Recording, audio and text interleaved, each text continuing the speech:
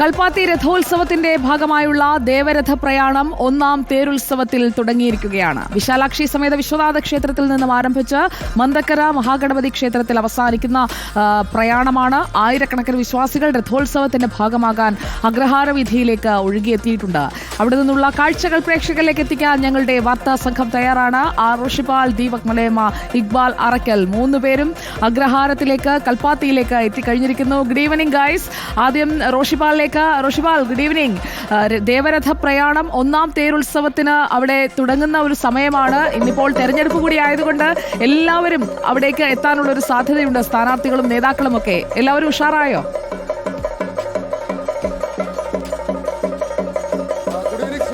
അല്പസമയം മുമ്പാണ് ഈ തേര് വലിച്ചു തുടങ്ങിയത്. രാവിലെ തുടങ്ങിയ ഈ രഥോത്സവത്തിന്റെ ഇടവേളയ്ക്ക് ശേഷമുള്ള ഈ 2ാം തേരിന് സമീപമാണ് വിഘ്നേശ്വരന്റെ തേരാണ്. ആരതി ഒഴിഞ്ഞ് വിഘ്നേശ്വരന്റെ തേര് ഈ അഗ്രഹാര വീതിയിലൂടെ ഒഴുകുകയാണ്. വിശ്വാസികൾ പതുക്കെ അവരുടെ വിശ്വാസ മന്ത്രങ്ങൾ ഉരുവിട്ടുകൊണ്ട് ഇരുഭാഗങ്ങളിലായി നിന്നുകൊണ്ട് ഈ തേര് വലിച്ചു കൊണ്ടുപോകുന്നതാണ് ദൃശ്യങ്ങൾ. മുൻപിൽ മുരുകന്റെ തേര് അവിടെ മന്തക്കര ഗണപതി ക്ഷേത്രത്തിൽ എത്തിക്കഴിഞ്ഞു. ഇനി അത് തിരികെ ഈ 3 തേരുകളും അവിടെ എത്തിക്കഴിഞ്ഞാൽ അത് തിരിച്ച് പോകുന്നതാണ്. ഏതായാലും കൃത്യസമയത്ത് തന്നെ ആരതി ഒഴിഞ്ഞ് ഏതാണ്ട് 100 കണക്കിന് വിശ്വാസികൾ ഈ തെരുവീതികളിലേക്ക് ഒഴുകിയെത്തിയിട്ടുണ്ട്. കാരണം ഒന്ന് നമുക്കറിയാം, കൽപ്പാത്തി ഉത്സവം അത് മറ്റ് സംസ്ഥാനങ്ങൾ, തൊട്ടടുത്തുള്ള തമിഴ്നാട് ഉൾപ്പെടെ മറ്റ് ഇതര സംസ്ഥാനങ്ങളിൽ നിന്നൊക്കെ വിശ്വാസികൾ ഒഴുകിയെത്തുന്ന ഒരു ഇടമാണ്. അവർ ഈ തെരഞ്ഞെടുപ്പിന്റെ ഒരു തിരക്കിനിടയിൽ അതുകൊണ്ടാണ് രാഷ്ട്രീയ നേതാക്കളൊക്കെ രാവിലെ തെരുവലിക്കാൻ എത്തിച്ചേർന്നത്. രാവിലെ സ്ഥാനാർത്ഥികളൊക്കെ ഉണ്ടായിരുന്നു. പക്ഷേ ഇപ്പോൾ വൈകിട്ട് ഈ തെരുവലിക്കാൻ പ്രത്യേകിച്ച് രാഷ്ട്രീയ നേതാക്കളൊന്നും കൽപ്പാത്തിയിൽ അതാ ഉത്സവമേളം ഉയർന്നു കഴിഞ്ഞു. ഈ മേളം കൊഴുക്കുമ്പോൾ റോഷിപാൽ നമ്മുടെ മനസ്സിലേക്ക് വരുന്നത് ഒരേ ഒരു പേരാണ്, ഒരേ ഒരു മലയമ്മ, ദീപക് മലയമ്മ. എന്തായി, വലിച്ചു തുടങ്ങിയോ? ദേവരഥ പ്രയാണത്തിൽ ദീപകിന്റെയും പങ്കാളിത്തമുണ്ടെന്നാണ് കൽപ്പാത്തിക്കാർ പറഞ്ഞത്. സുജയ, ഞാനിപ്പോൾ ഉള്ളത് മന്തക്കര ഗണപതി ക്ഷേത്രത്തിൻ്റെ തൊട്ട് മുൻപിലാണ്. ഇവിടെ നമുക്ക് ദൃശ്യങ്ങളിൽ തന്നെ കാണാം ഈ ഒരു സുബ്രഹ്മണ്യ സ്വാമിയുടെ രഥം ഇവിടേക്ക് ഇതിനോടകം തന്നെ എത്തിക്കഴിഞ്ഞിട്ടുണ്ട്. ഇപ്പോൾ അതിൻ്റെ തൊട്ട് പുറകിൽ സൂര്യാസ്തമയത്തിനുള്ള ഒരുക്കങ്ങളൊക്കെ ആയിട്ടുണ്ട്. അതിൻ്റെ ഒരു കാഴ്ചകൾ കൂടി വരുമ്പോൾ, ആ ലൈറ്റും കൂടി വരുമ്പോൾ അതിനൊരു പ്രത്യേക ഭംഗിയുണ്ടെന്ന് പറയാതിരിക്കാൻ കഴിയില്ല. വലിയ ജനക്കൂട്ടം, പ്രത്യേകിച്ച് വിശ്വാസികളുടെ വലിയൊരു സംഘം തന്നെ ഇവിടേക്ക് എത്തിയിട്ടുണ്ട്. നേരത്തെ തന്നെ രഥം വലിച്ചു തുടങ്ങി. ഇനിയിപ്പോൾ ഇത് ഇവിടുന്ന് തിരികെ പോകും. ഇത് തിരികെ ഇവിടെ തുടങ്ങിയിടത്തേക്ക് പോകും. പിന്നെ അച്ഛൻപടിയിലേക്കായിരിക്കും അവസാനിക്കും അല്ലേ? അങ്ങനെയാണ്. അപ്പം സുജയ പറഞ്ഞു വരുന്നത് എന്താണെന്ന് വെച്ചാൽ, ഞാൻ പറഞ്ഞത് ഈ ഒരു ലൈറ്റിൽ ഇതിങ്ങനെ കണ്ടു നിൽക്കാൻ ഒരു പ്രത്യേക ചന്തമുണ്ട്. ഈ അഗ്രഹാര വീതി പൂർണ്ണമായിട്ടും ജനനിബിഡമായി കഴിഞ്ഞിട്ടുണ്ട്. അവിടെ വലിയ ജനക്കൂട്ടത്തെ നമുക്ക് കാണാൻ സാധിക്കുന്നുണ്ട്. അതേസമയം തന്നെ ഇപ്പോൾ സുബേർ ഫൈസിയാണ് ക്യാമറ ചലിപ്പിക്കുന്നത്. സുബേറിൻ്റെ തൊട്ട് പുറകു വശത്തായിട്ട് നമുക്ക് മറ്റൊരു രഥവും കൂടി തയ്യാറെടുപ്പുകൾ നടത്തുന്നത് കൂടി കാണാൻ സാധിക്കുന്നുണ്ട്. അതായത് മന്തക്കര ഗണപതി ക്ഷേത്രവുമായി ബന്ധപ്പെട്ടുകൊണ്ട് അതിൻ്റെ മുൻപിൽ ചപ്രങ്ങൾ കെട്ടി നാളെ നമ്മളിപ്പോൾ അല്പം മുൻപ് ദൃശ്യത്തിൽ കണ്ടതുപോലെ ഞെട്ടിമാലയൊക്കെ ചേർത്ത് അത്തരത്തിൽ അലങ്കരിച്ച് നിർത്താൻ പോകുന്ന മറ്റൊരു രഥത്തിൻ്റെ നടപടിക്രമങ്ങൾ ആ മേഖലയിൽ നടത്തുകയും ചെയ്യുന്നുണ്ട്. അങ്ങനെ വിശ്വാസി സമൂഹം പൂർണ്ണമായും ഈ ദേവരഥ പ്രയാണവുമായി ബന്ധപ്പെട്ടുകൊണ്ട് ഇപ്പോൾ അതിലേക്ക് മുഴുകിയിരിക്കുന്നു എന്നുള്ള കാഴ്ച തന്നെയാണ് കാണാൻ സാധിക്കുന്നത് എന്നുള്ളതാണ് പറയേണ്ടത്. ഒരു വശത്ത് ഈ അർത്ഥത്തിൽ ചെറിയ കുഞ്ഞുകുട്ടികൾക്ക് എവിടുന്നാണ് വരുന്നത്? ആണേ. ഇതിപ്പം എത്രാമത്തെ തവണ വരുന്നത് അവിടെ? 4ാമത്തെ തവണ. ഈ പുതിയ യൂണിഫോമിലൊക്കെ ആണല്ലോ ഉള്ളത്. വളണ്ടിയറാണോ? വളണ്ടിയറാണ്. രഥം വലിക്കാൻ നിൽക്കാറില്ല? ഓക്കെ. ഇങ്ങനെ കുഞ്ഞു കുട്ടികളടക്കമുള്ള ആളുകളൊക്കെ തന്നെ ഇതിൻ്റെ ഭാഗമായി ഉണ്ട് എന്നുള്ളതാണ്. നമുക്ക് അല്പം കൂടി ഈ ഒരു മേഖലയിലേക്കൊക്കെ പ്രവേശിക്കാം എന്ന് ഞാൻ കരുതുകയാണ്. കാരണം കൂടുതലായിട്ടുള്ള പ്രതികരണങ്ങളിലേക്ക് കൂടി ഈ ഒരു ഘട്ടത്തിൽ നമുക്ക് പോകേണ്ടതുണ്ട്. എങ്ങനെയാണ് ഈ ഒരു അമ്മേ, എത്രാമത്തെ തവണയാണ് രഥം വലിക്കുന്നത്? ഇത് രണ്ടാമത്തെ പ്രാവശ്യം. എവിടുന്നാണ് വരുന്നത്? അതെ, രഥം വലിക്കണം എന്നുള്ള വലിയ ആഗ്രഹമാണോ? വലിയ ആഗ്രഹമാണ്. ഓക്കെ. ആ നിലയ്ക്ക് അവരൊക്കെ തന്നെ. ചേട്ടൻ ആദ്യമായി തലശ്ശേരിയിൽ നിന്ന് വരികയാണ് രഥം വലിക്കാൻ വേണ്ടി വന്നത്? അതെ. എങ്ങനെ ഉണ്ടായി ഇപ്പോൾ ഈ തവണ? വല്ലാത്ത അനുഭവമാണ് കൂടി. ഇപ്പം എല്ലാ തവണയും വരണം തീരുമാനിച്ചോ?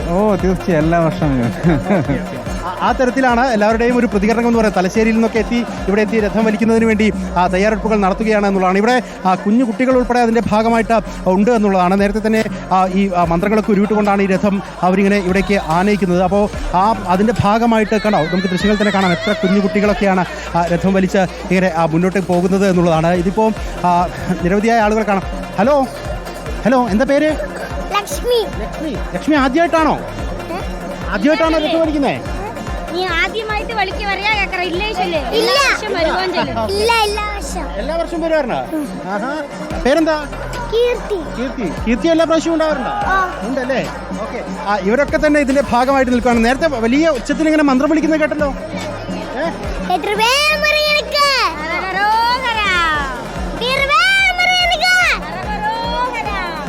ഓക്കെ. സുജയ്, ഇതാണ് ഇവരെ സംബന്ധിച്ച വിശ്വാസവുമായി ബന്ധപ്പെട്ടുകൊണ്ട് ഈ ദേവരഥ സംഗമം നടക്കുന്ന ആ ദിനത്തിലേക്ക് എത്തിച്ചേരുന്ന ആ സമയമെന്ന് പറയുന്നത്.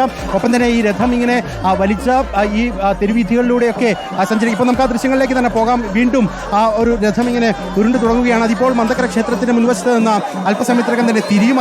അതേസമയം തന്നെ പുറകുവശത്ത് ഗണപതിയുടെ വിഗ്രഹം പ്രതിഷ്ഠിച്ചിട്ടുള്ള രഥം ഇങ്ങനെ ഒഴുകിയെത്തുന്നത് നമുക്ക് കാണാൻ സാധിക്കും. അതിലേക്ക് മുൻപിൽ അത്രത്തോളം ജനനിബിഡമാണ് ആ കാര്യങ്ങൾ എന്നുള്ളതാണ്.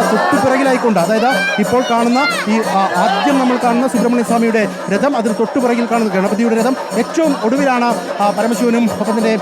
ഓക്കെ ദീപക്, ഞാനത് ഇക്ബാലിലേക്ക് കൂടി പോവുകയാണ്. ഇക്ബാൽ, കൽപ്പാത്തിയിലിതാ നമ്മുടെ ദീപക് മലയമ്മ രഥം പ്രയാണത്തിൽ പങ്കെടുത്ത് വന്നുകൊണ്ടിരിക്കുകയാണ്. ഇക്ബാൽ എവിടെയാണ് നിൽക്കുന്നത്?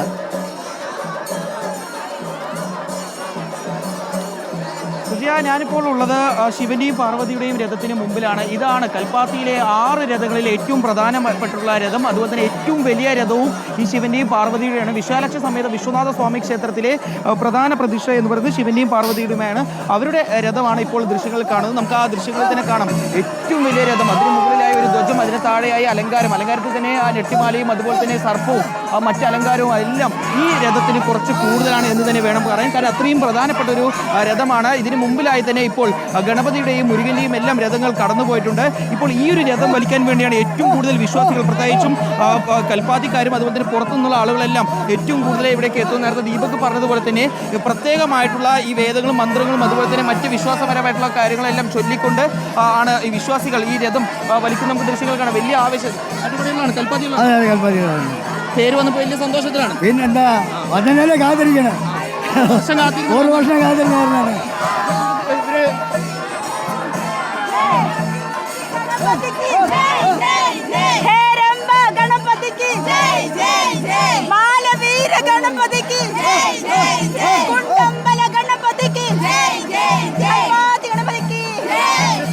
മന്ത്രധ്വനികളും അതുപോലെ തന്നെ വേദങ്ങളെല്ലാം ചൊല്ലിക്കൊണ്ടാണ് ഈ ഒരു രഥപ്രയാണം ആരംഭിക്കുന്നത്. അല്ലെങ്കിൽ അപ്പോൾ കൽപ്പാത്തിയിൽ നിന്ന് വിശാലാക്ഷി സമേത വിശ്വനാഥ ക്ഷേത്രത്തിൽ നിന്നുമുള്ള രഥപ്രയാണം നമ്മൾ കാണുന്നു. ഒപ്പം മന്ദക്കര ഗണപതി ക്ഷേത്രത്തിൽ നിന്നുമുള്ള രഥപ്രയാണമുണ്ട്. നമുക്കൊപ്പം ഇക്ബാൽ തുടരുകയാണ്.